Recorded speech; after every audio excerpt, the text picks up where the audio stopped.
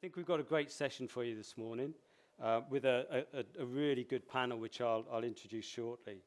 But firstly, just quick introductions from myself. I'm Steve Scott. I'm GHD's Future Communities Lead for the region. And GHD, for those of you that are unaware, is a global engineering and advisory business with offices across the UK and then globally in the Americas and Australia. Our commitment as a business is to address the biggest challenges in the areas of water, energy and communities. And I think fundamentally we believe that communities are at their very best when they're connected, resilient, productive and inspired. And so our Future Communities commitment, if you like, is to really help our clients get the right balance of those aspects to create thriving places for people.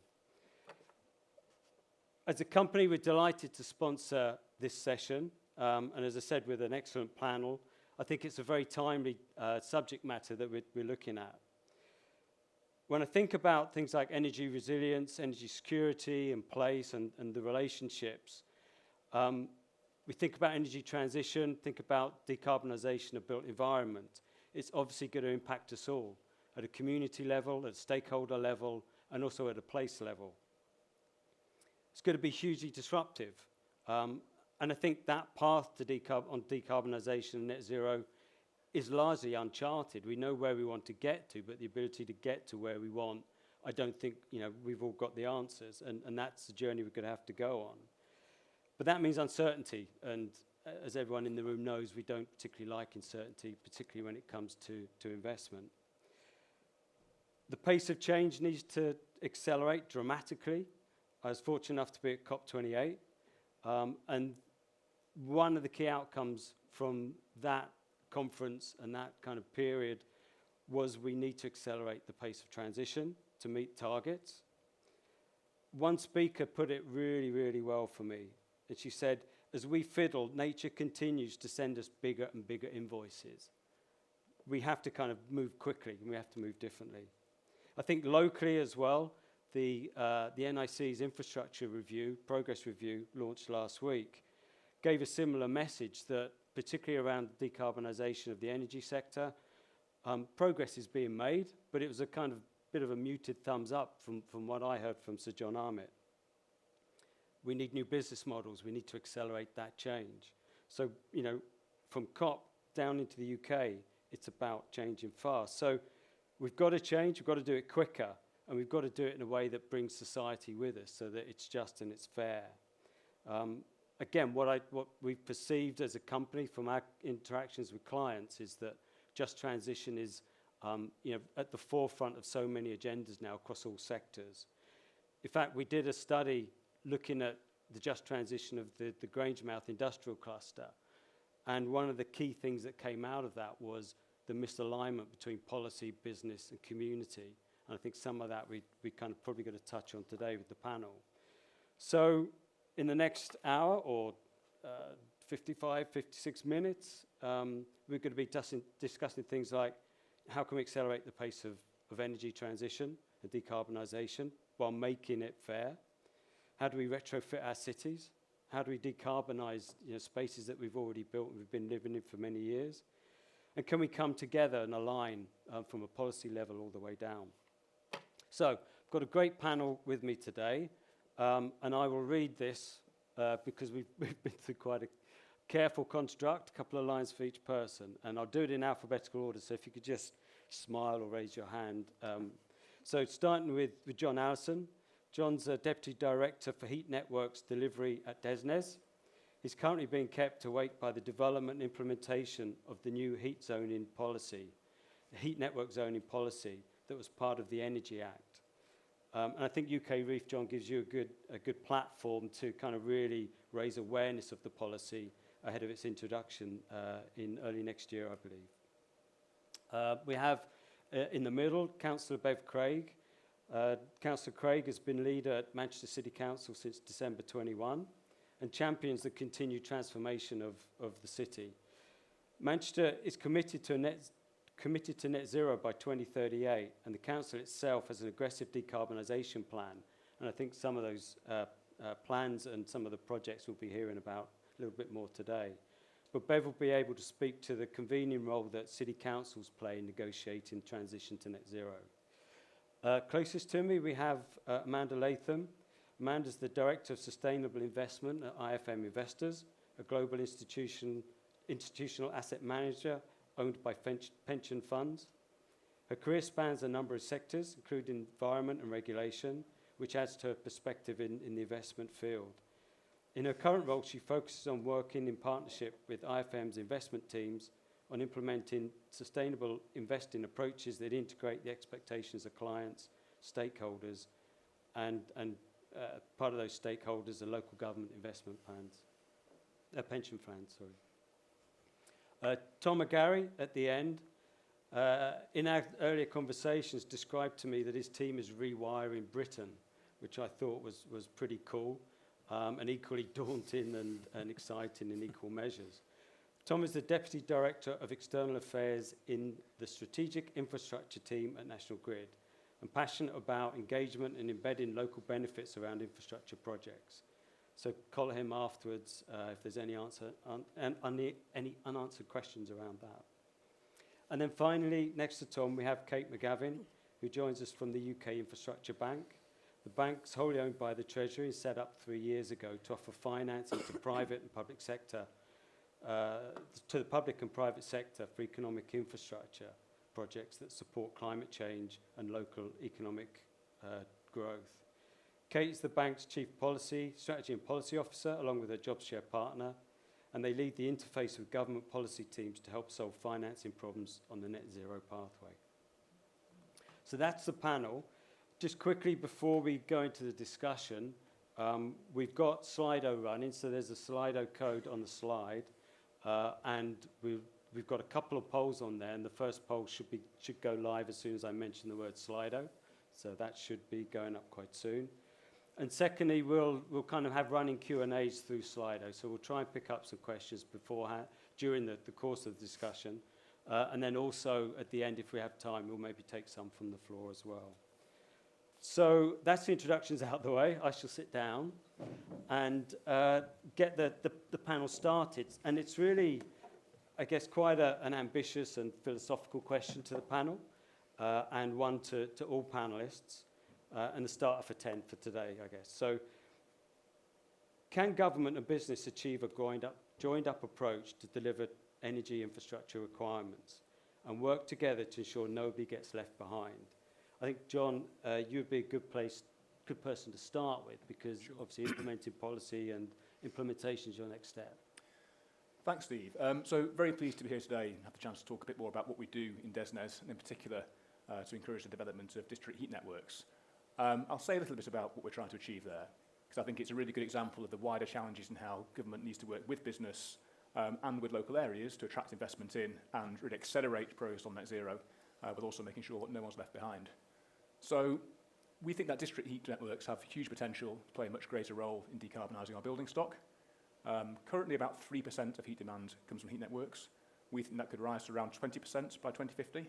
So a huge market transformation needed. To drive that transformation, we are implementing the policy you mentioned, heat network zoning. That will come into effect early next year. What that's really about is allowing local areas to designate heat network zones where we have evidence that heat networks will be the lowest cost, low carbon solution for most buildings in that area. And over time, certain types of buildings, so large non-domestic buildings, public buildings, community heated buildings, will be required to connect to those zones. And we think that policy should give investors the certainty and clarity they need over the scale of opportunity here in the UK for heat networks to really mobilise significantly greater investment in the sector. And we think there's an opportunity here for around 60 to 80 billion additional private capital to flow into the sector in the years to 2050 to achieve that ambition. But we're very aware we need to do that in a way that brings everyone with us and make sure that customers are well looked after.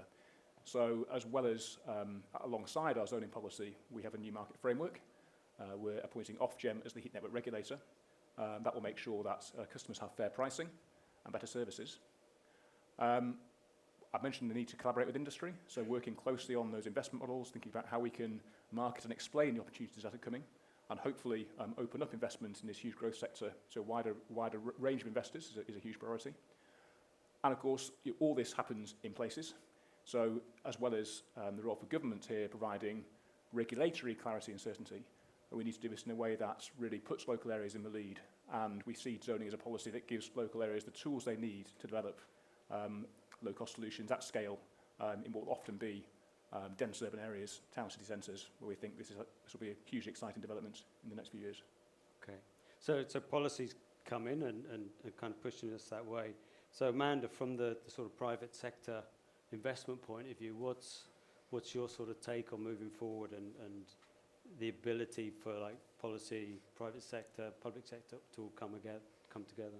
Yeah, thanks so much, Steve. So I think that's just a really good introduction to the area and thinking about how specific policies can support investment in the transition and in the assets and infrastructure that's needed to support communities and also support continued economic development and support businesses at the same time. I think so for IFM investors, we, our purpose is to invest, protect and grow retirement savings of working people, and that's where sort of the capital that we investors as managers comes from. So it's really vital for us that those investments deliver a good risk return for the amount of risk that's taken for the beneficiaries and clients that we work for. And then it's absolutely essential for us that we work in partnership with governments, with communities. That's the sort of heritage of our organisation. We sort of started in Australia with focused in on Australian infrastructure and have grown over more than 30 years into a global manager with a focus on infrastructure, but also into other areas of private investment.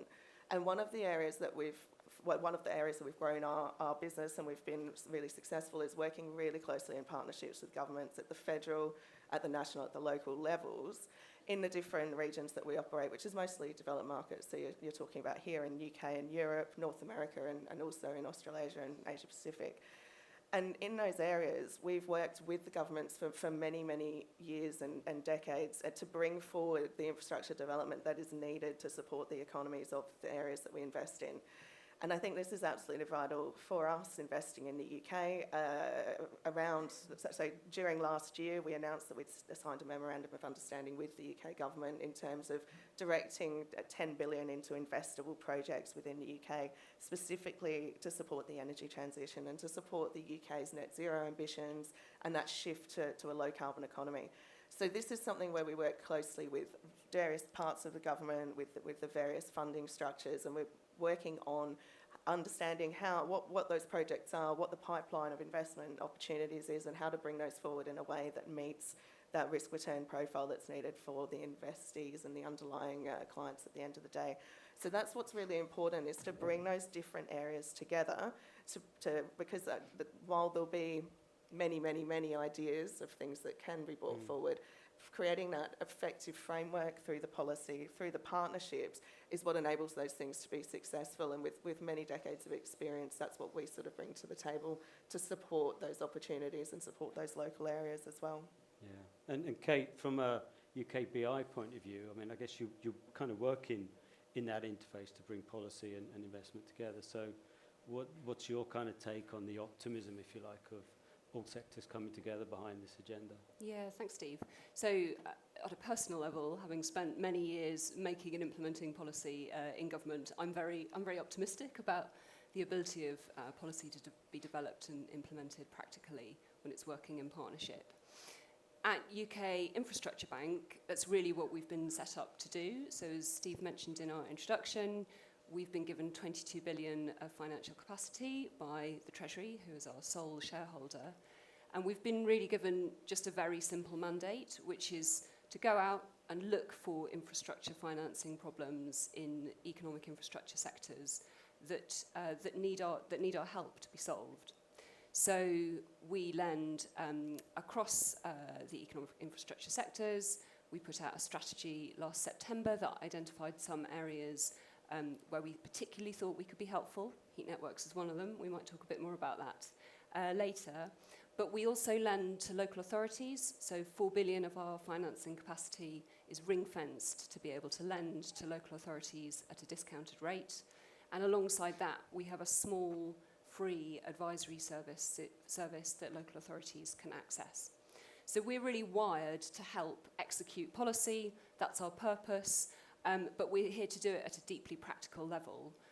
to work with partners in local authorities, to work with markets and project sponsors and other financiers who want to come in and help accelerate the transition, help develop local areas, but who are encountering problems and where our finance might be able to help. And I think one of the important things about the way we operate is that we're here to be additional. So we will never crowd out private investment. We will always look to work in partnership with others to crowd in and to mobilise and to accelerate policy and deliver more against the financing capacity that we have.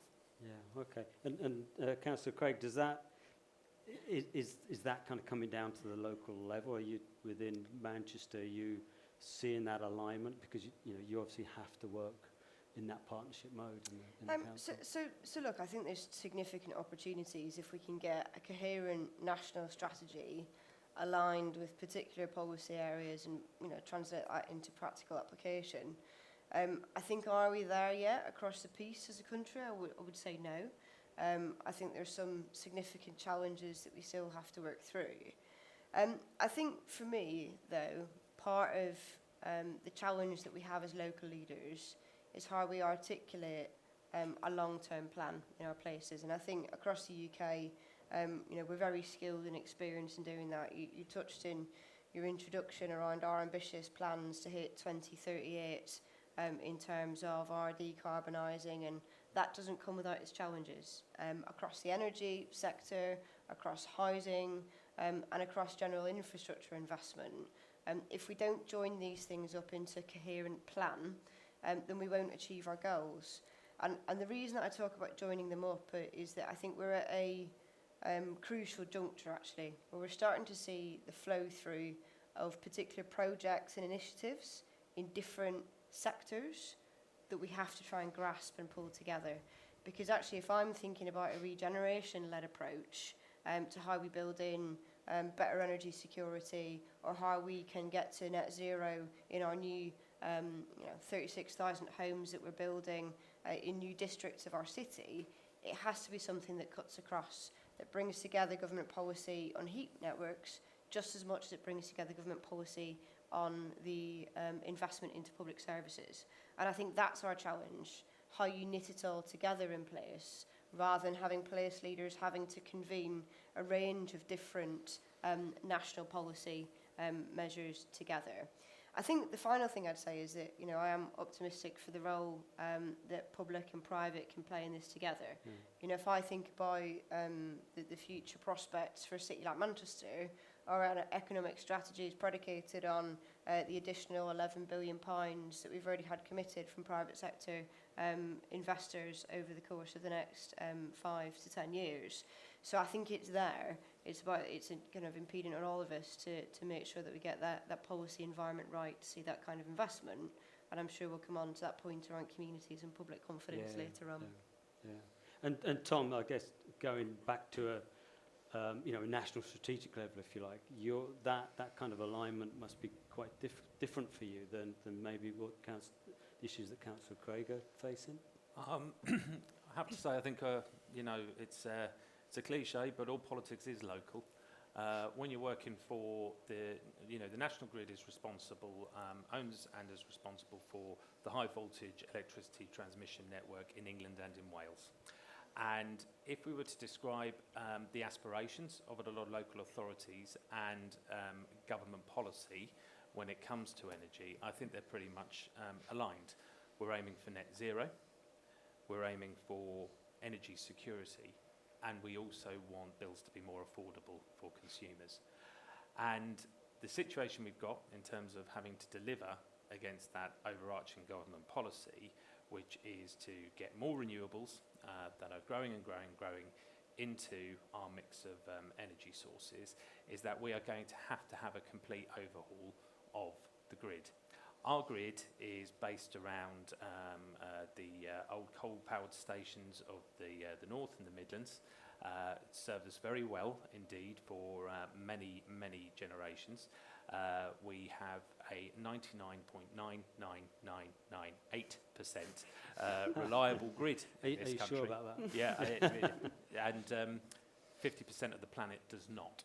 Now, that is what is obviously keeping the lights on in here today in the middle of the day, and that's the challenge. We have to keep the lights on. Now, you will come across numerous energy projects, of course, regardless of the scale of them, and they say, well, we will power X number of homes across Britain or across England or across the county that they may be proposed to be in. They will, so long as they're connected.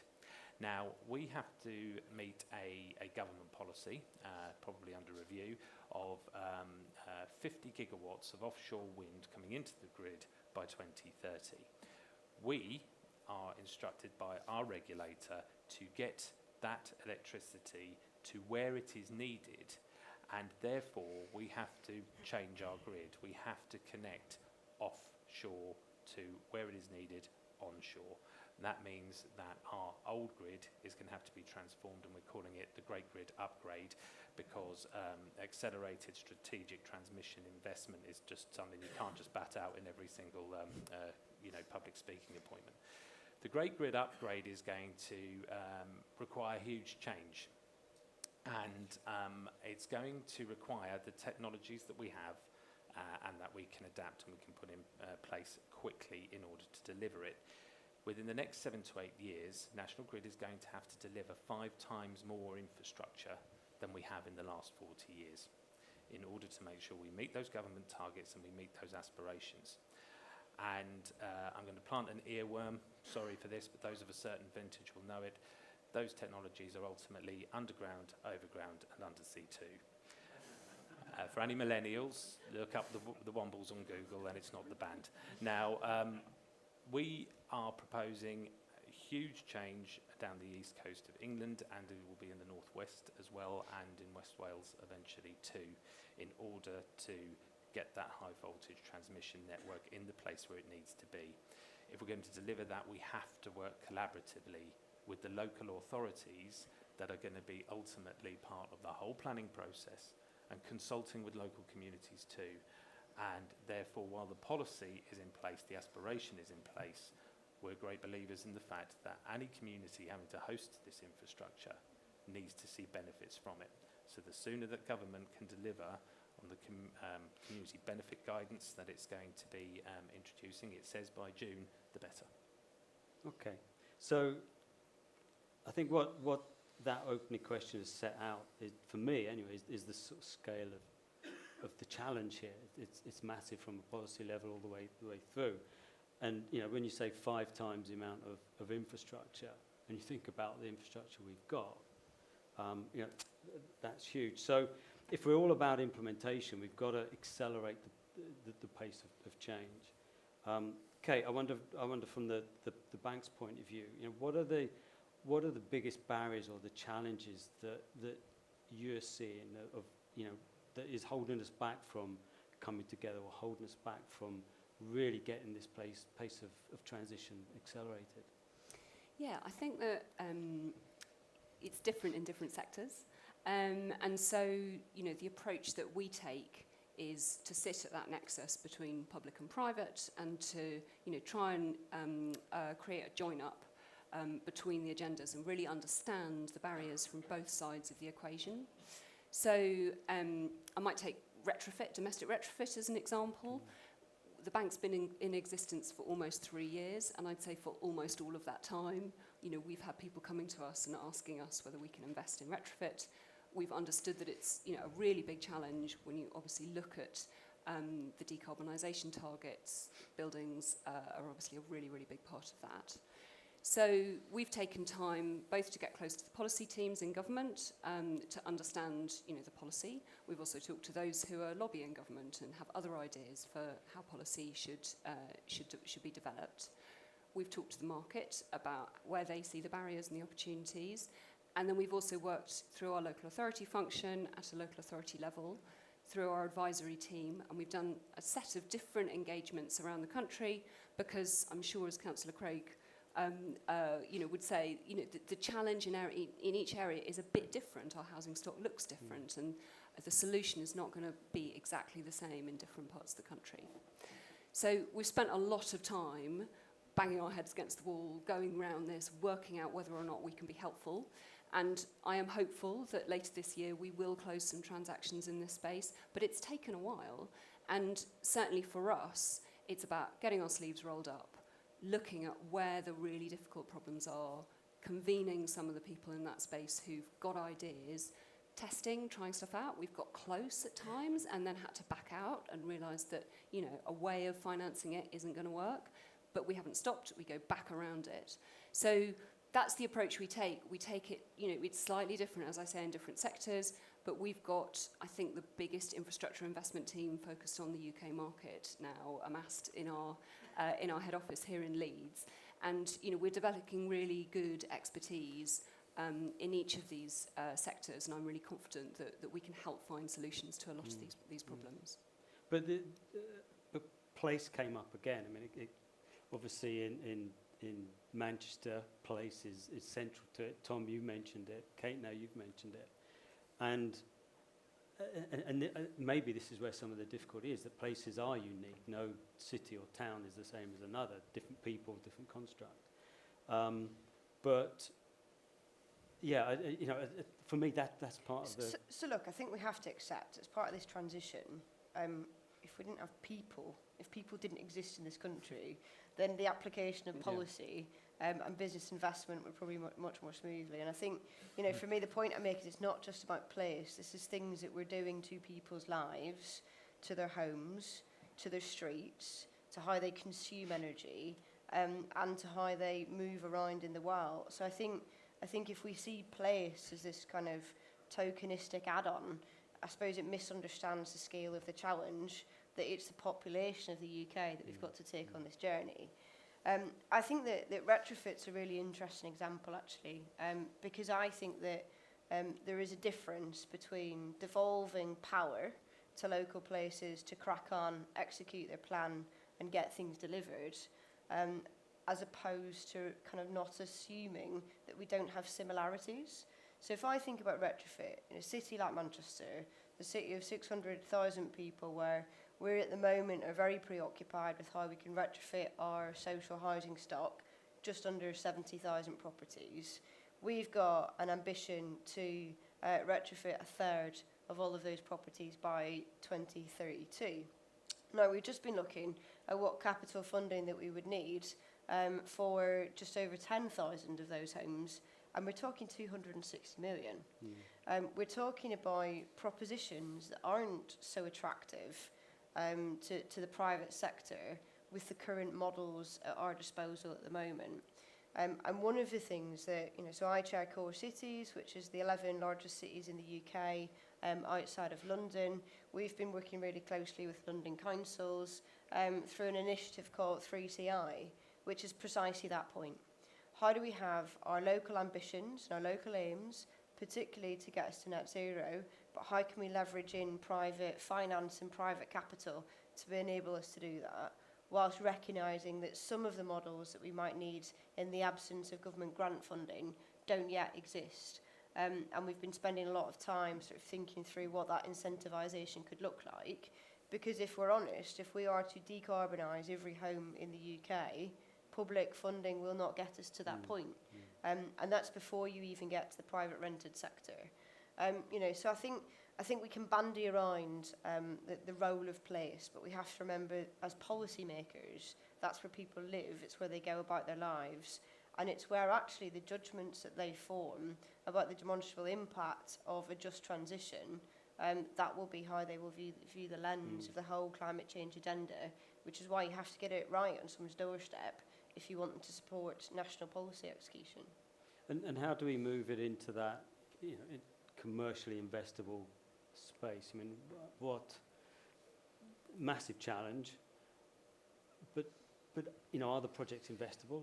You know, what's your sort of take on where we're at the moment between the challenge and the ability to bring that finance to play? What's holding that back, if anything? So I think one of the key areas of note in terms of getting capital to flow effectively to the places and the people where it's needed most is this looking for, you know, the adequate risk-adjusted returns for investors. It's absolutely going to create a level that things will need to achieve to go into that private financing space.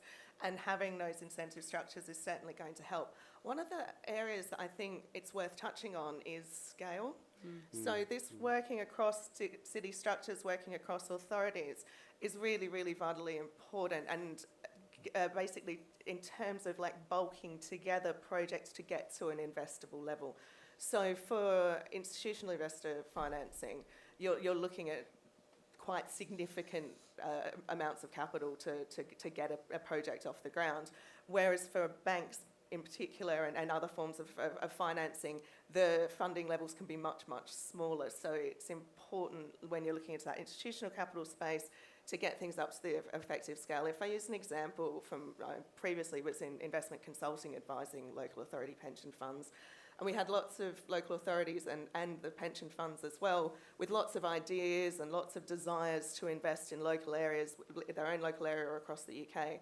But the volumes of capital didn't necessarily match the project. So if, and the things that you think about from an investment perspective are things like concentration risk. So if you've got 50 million to invest as an institution, you really need a fund that's pushing up the 250 to 500 million scale to be able to invest in that fund. Because if the fund's something like 100 million, you're holding 50% of that fund, 50% of the risk, and it's just simply not diversified enough, doesn't hit the right risk profile for those investors. So getting things that really hit that scale, so bringing together the projects, so you've got like a diversified fund or a fund of funds or that kind of different structuring, that can then help the capital to flow, and that enables then those local authority funds to be able to put that capital into those projects. So it's about bringing the projects together, having a diversified risk profile across the fund that eventually the institutional capital flows through.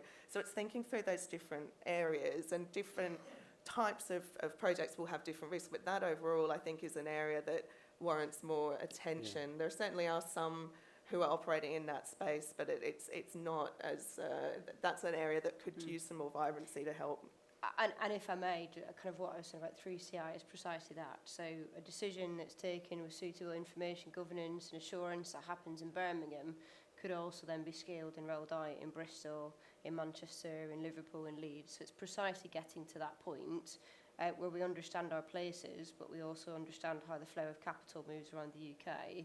And we're not going to investors 11 times over with the same project, albeit on a smaller scale. So, yeah, no, I think that's... And that's just to add on the back of that as well, Bev, Councillor, when you're doing that work, exactly, if you're having 11 meetings on something, that's going to cost more. The costs of setting up that project are going to be higher. If you can bring those things together in a collaborative way, you're going to also improve the efficiency and reduce the costs of setting those things up, which I think is advantageous for all of the parties. Yeah. I wonder, can we go to the Slido, if the gods are listening, to the first poll?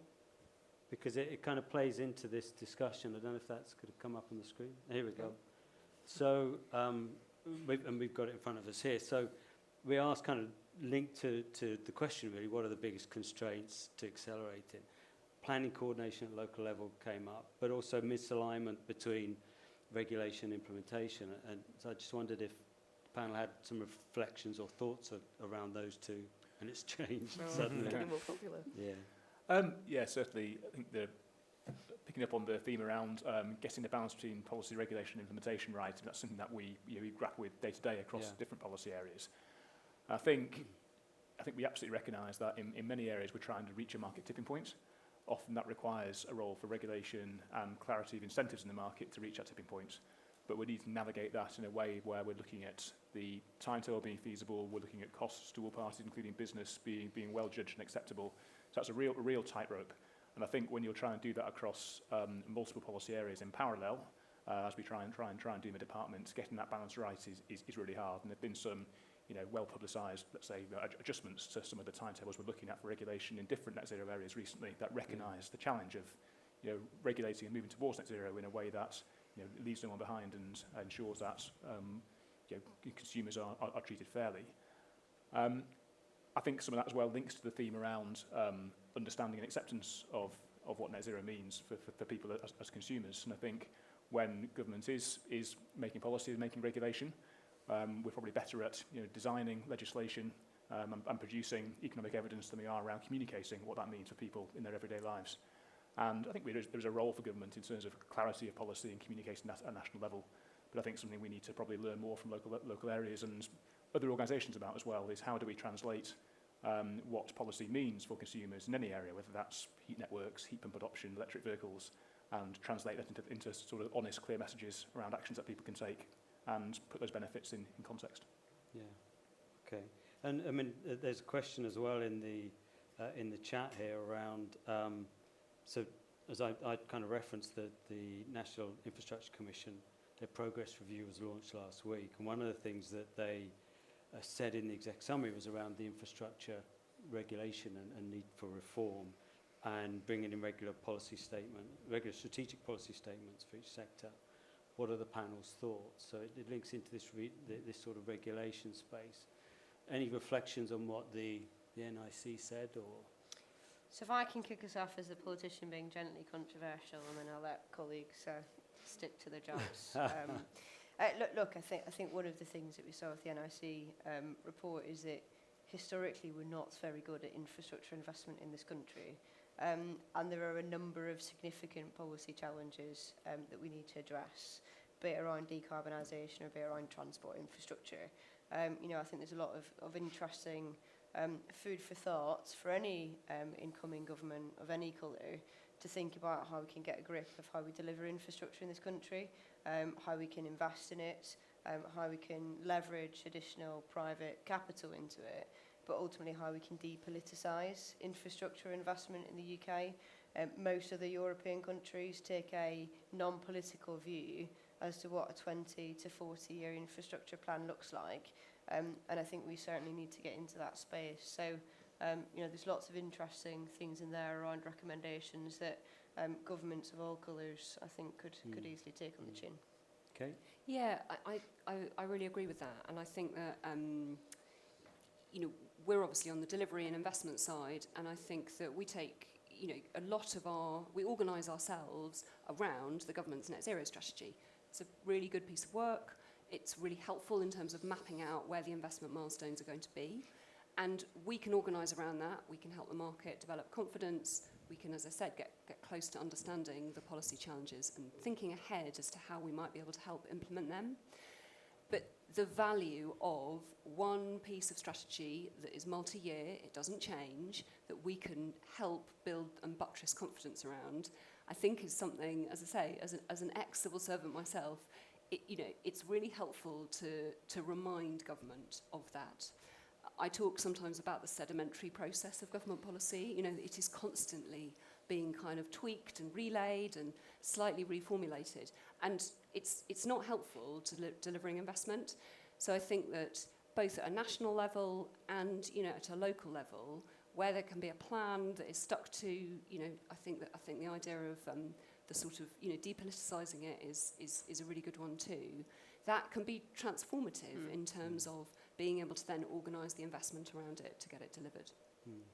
Tom, you're in the regulated sector. Yeah, well, you see, that regulated sector puts us in the parameters we have to work within. So, believe it or not, we are not lattice steel junkies.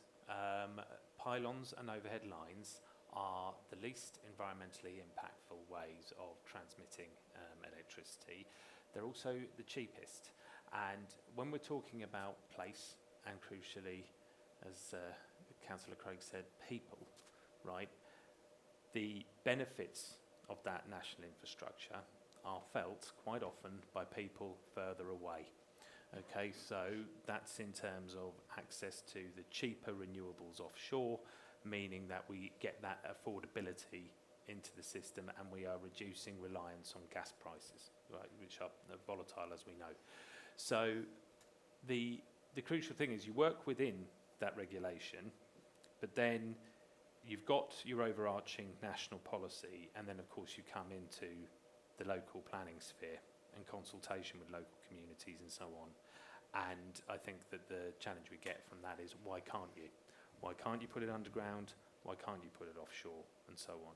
So in the way that we were describing there, it would be great if we could have, okay, almost a national, that kind of almost post-war consensus, pro-development consensus, and that ultimately connectivity and access to, better connections is a real driver of economic growth and, well-being.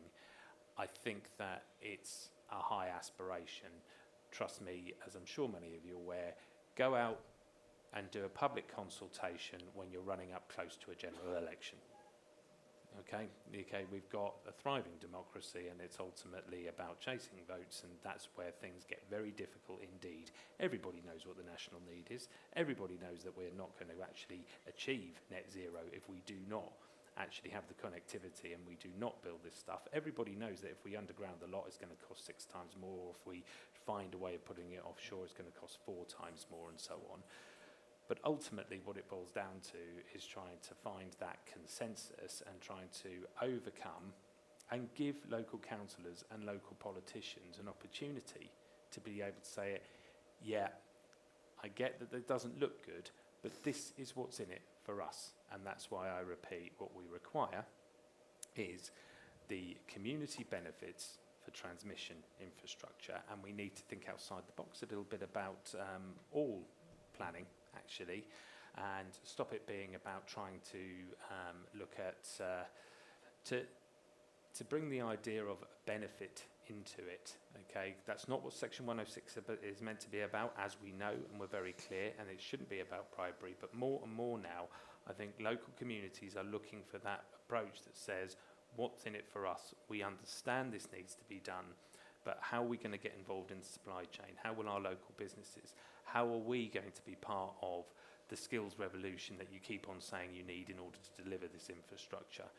Are young people in the local area going to get upskilled and help to deliver all of this that's going on in the energy sector? And we need to find mechanisms to do that, because then people will feel actually involved. At the moment, what we are told to do is deliver policy, deliver these public consultation exercises, and we are not answering the question, what's in it for us?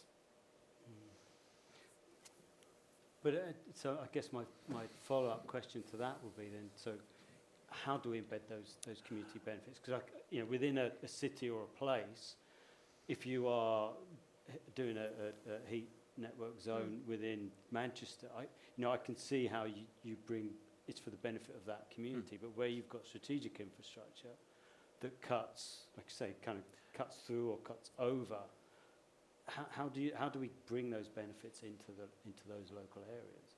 Okay, so I think we require 3 things. First of all, when we launched the Great Grid Upgrade campaign, we found that there was a bit of a step change in people's understanding of the need. Okay, so at least we were beginning conversations in village halls and so on with people understanding this needs to be done. They just maybe didn't like the way we were proposing to do it. So that's the first thing. We need a national campaign, not just one transmission operator, but also involving the distribution network operators and also the Scottish TOs as well. Nick Windsor, in his report about transmission, said we absolutely need a national campaign making it clear what precisely is required in Britain to make sure we can deliver net zero, not just from the generators, but through transmission. The second thing we need to do, and I think the thing that will foster a bit more of a political consensus, is to get around the idea of a strategic spatial energy plan. Now, I worked in the nuclear sector, and it was actually, believe it or not too hard to consult on Sizewell C, because government had undertaken the hard yards first by identifying through the national policy statement where the potentially suitable sites could be. So 8 sites were identified in that MPS. We don't have anything similar for our national network of getting electricity from where it's generated to where it's needed, and we need to move towards that. So that's something that could be actually brought to bring people together, find a way of doing it, so that these consultations, when they arrive, are not a huge surprise to local communities in the first place. The third thing, and I'll repeat again, get the government guidance right. Okay, what it needs to be is flexible, so that we can not just listen through the process of consultation to what those local communities want, but also have the flexibility to actually work and collaborate with local authorities, with the third sector and so on, for those employment programs, skills investments, supply chain development and so on locally, so that we're actually making a national mission of a national ambition. But I think that's the key point as well, around, if you think about what a national plan looks like, having some basic standards and expectations for people as a consequence of that. So I'll give an example. I don't know all your backgrounds, so it could make me unpopular in the room. Everybody knows and wants 5G on their phones. Planning was loosened, so 5G masts can go up by loads of companies across the country under permitted development. No need to talk to local people, and generally we'd all agree having better mobile phone signal. We all buy our nice Android and iPhones to operate on 5G. Of course, we all want more 5G. You rock up and there's a bloke from the building firm literally arriving outside your house wanting to build a massive mast and some big significant grey boxes. And I guess the story for that is that there will always be some rub between what's in the national good and what we need with what local people want and think they deserve. And we have to accept that we have to find a way beyond that. I want the mast, just not outside of my house. And I think that's applicable across the whole of planning, albeit a very simplistic example. But I do think there are examples when you do it properly of where you bring people with them. So we're working with DESNZ around one of our exciting projects in Wythenshawe. We're excited about heat zoning. We have the civic quarter heat network already. You know, we're beginning our plan through retrofit. And the key thing is understanding how you bring people alongside with you. Having local plans that help people adjust to what the transition looks like. But what we require is for infrastructure providers to engage with us and feed into those local plans. So I think there is a role to take a lot of the national infrastructure out of individual planning consultations, but I do think that doesn't exclude actually engaging with people and communities around the kind of infrastructure they want to see. And the last point on that is that, I mean, I noticed that planning and coordination at a local level features really highly. There isn't anything in there about planning and coordination at a national level. And the challenge that I would give back is that actually in some places it's a miracle that we've been able to make the progress that we have. Because as local leaders, we've had to connect those dots. You know, Manchester City Council's on track to decarbonise our entire estate and footprint by 41% by the end of 25. You know, there is lots of room for optimism out there. But we do just need a little bit more planning and coordination at a national level as well as a local level. John, I think you... Yeah, I mean, just to add to that, I think we completely would recognise that, and I think that coordination doesn't always mean needing to have a plan. Sometimes it's as simple as making sure that different schemes and different funding rules actually are aligned and schemes talk to each other. And, you know, I think it's always illuminating, I think, for departments to have people pointing out where things are not necessarily working in the same direction when you've got different schemes operating in different areas. So getting that, getting things aligned, funding timetables, implementation, sequenced in the right way is, I think, as important as having an overall national plan. I was a little bit surprised about the community resistance, but maybe it's the way it's phrased, because I think one of the things that I guess we've experienced in projects that we've worked on, clients we've worked with is, you know, it's almost that lack of understanding. There's a barrier to the transition because, you know, I know how a gas boiler works. I'm not sure about a heat pump. So there's a... But I think it's incentivisation, it's not resistance, right? Yeah, So if you've just had your kitchen fitted and you've saved up for the last 6 or 7 years to get a new kitchen, and then I come along and say, great news, we're going to transition how you receive your energy.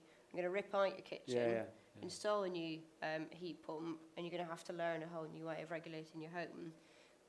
That's what I mean about incentivising and taking people with you. And we've kind of missed that in some of our conversation. And we see it as people being resistant to change. Whereas actually in a city like Manchester, where 43% of kids are living in poverty, people are wondering how they're going to feed their kids and get a better job. They're not necessarily thinking about how they could be incentivised to make a lifestyle change that will implement net zero that matters by 2038. Yeah, and I think it's not a resistance, but I think there's like an honest and transparent conversation to be had, which I think at times, particularly around the energy transition, is maybe not being had, and maybe that would help, embed some of that benefit locally, because people understand kind of what the outcomes are and the process to get in there.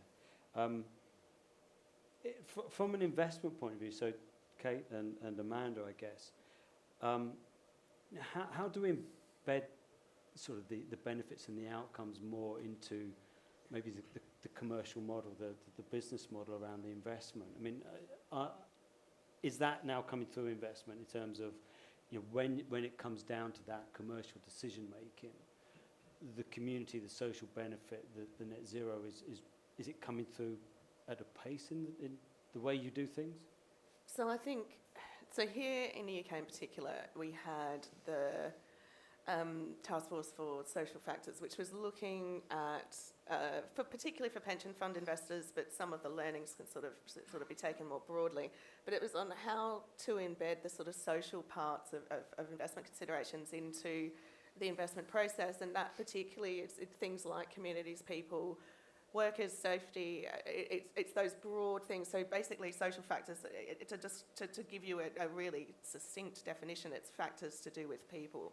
So it's all of those different facets. And what that group did, that I was heavily involved in, and was put out a guide in March this year to help investors to take more of those considerations into account.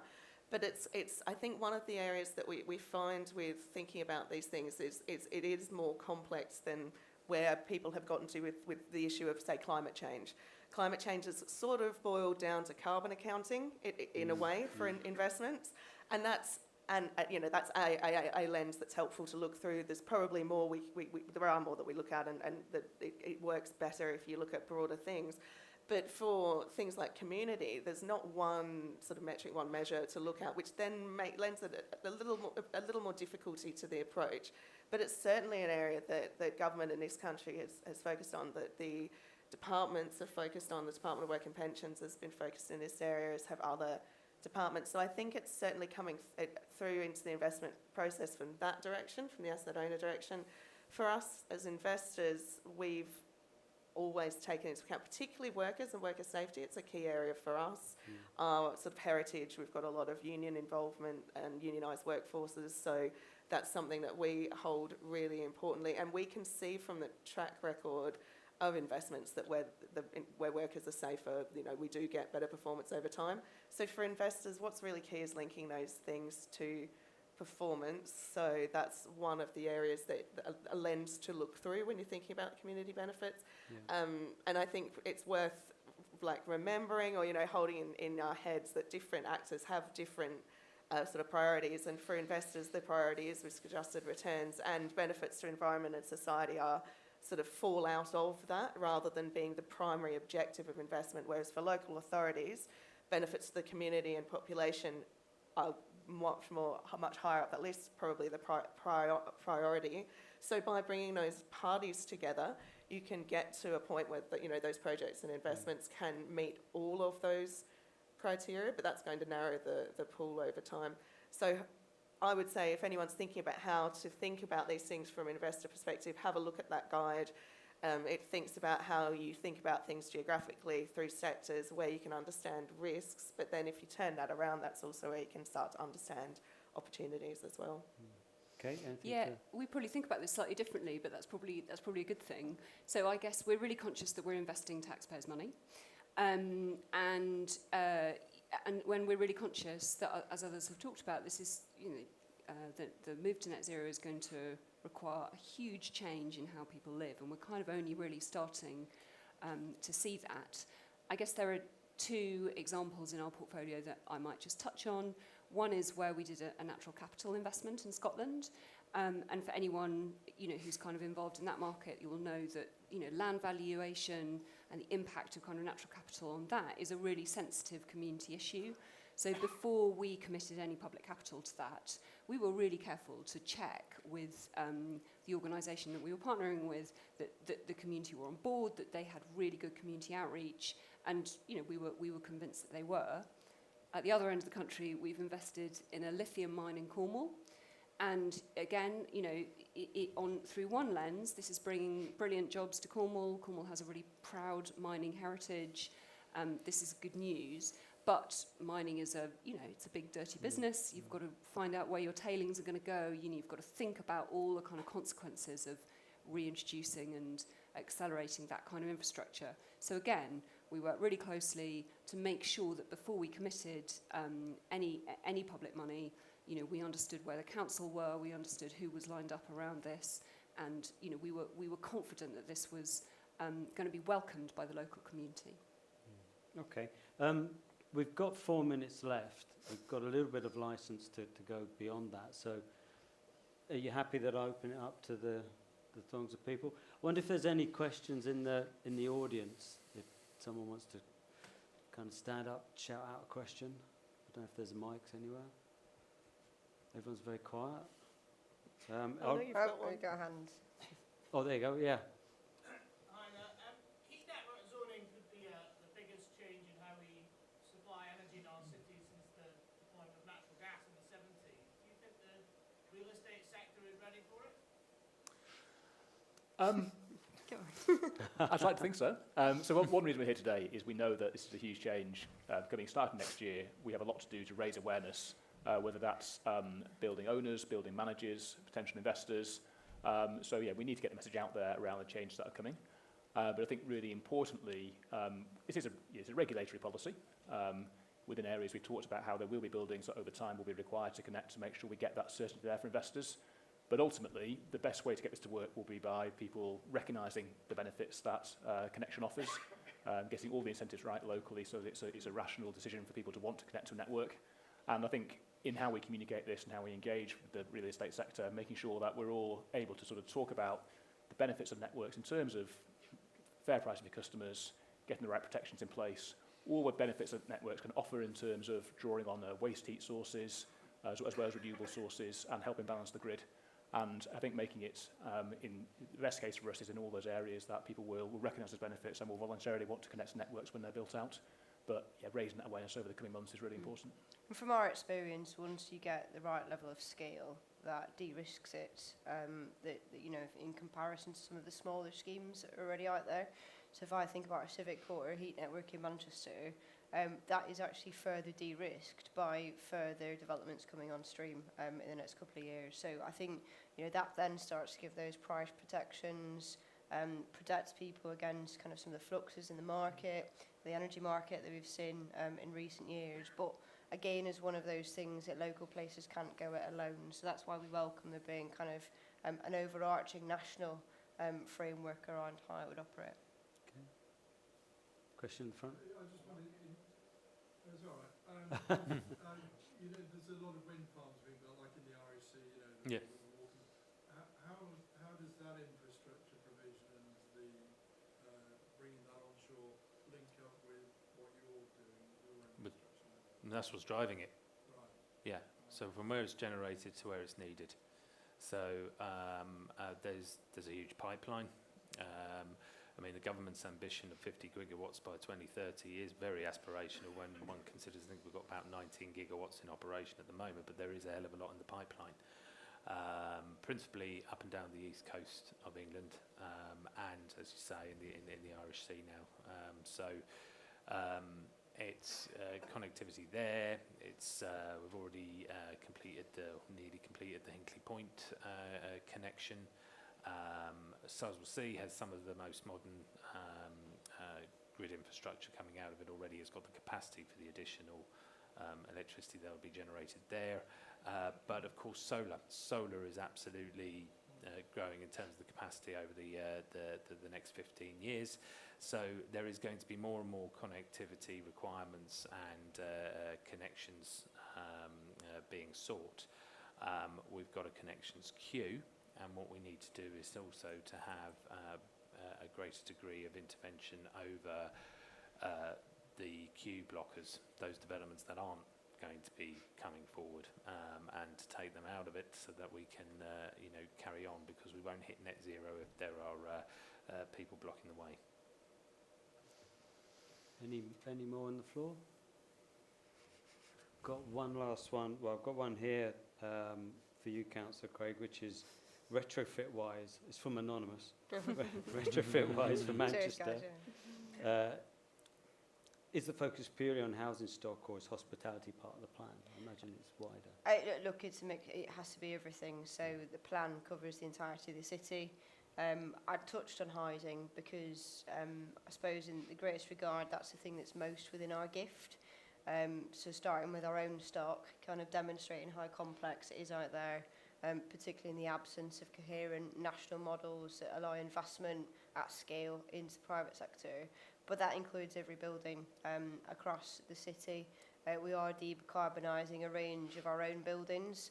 The challenge that we have, I think, is when we think about commercial, retail, and including hospitality, how we help them make that jump. I would say, through using our planning pipeline, more confident about new builds that are coming through. There's still a challenge around scale and cost, but particularly as CSR agendas are shifting quite significantly. Demand in the city for Grade A office block is through the roof. How we help some of our older estates begin that process of retrofit and decarbonising remains a significant challenge. So, it's not for me to talk about kind of some of the trouble that a lot of the hospitality sector is in at the moment when it comes to rising costs. But we have to recognise that, if you want to both grow the economy and decarbonise our cities, that there are some really significant competing demands out there when it comes to where people choose to put their capital. Okay, thank you. So the clock's flashing red, so we'll wrap up. And maybe just with a quick comment or one or two sentences from each of you, and that's around if we're wanting to accelerate the pace of transition and make it just and fair, is there a call for action, and what do each of you think it may be? What would be your one thing we've got to do better or greater, or you could pass it? You could pass it down. I'm going to go first so I can steal the best ones. Yeah.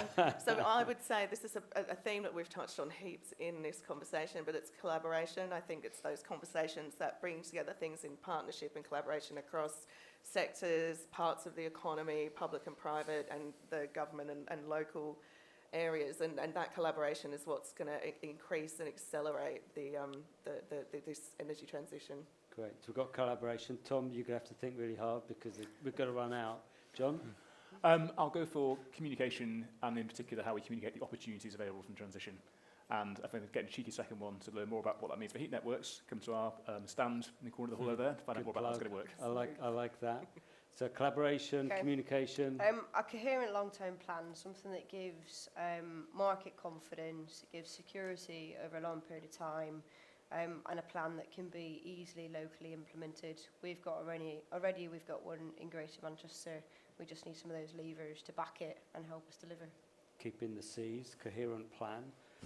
Okay. Well, I would say because we've been set up to help find solutions, I would just say come and talk to us early. If you have ideas, if you have projects, whether on the local authority side or on the private investment side, then come and talk to UK Infrastructure Bank. Tom. Okay, I'll depart from C's and go for P's, and we talked about people and place.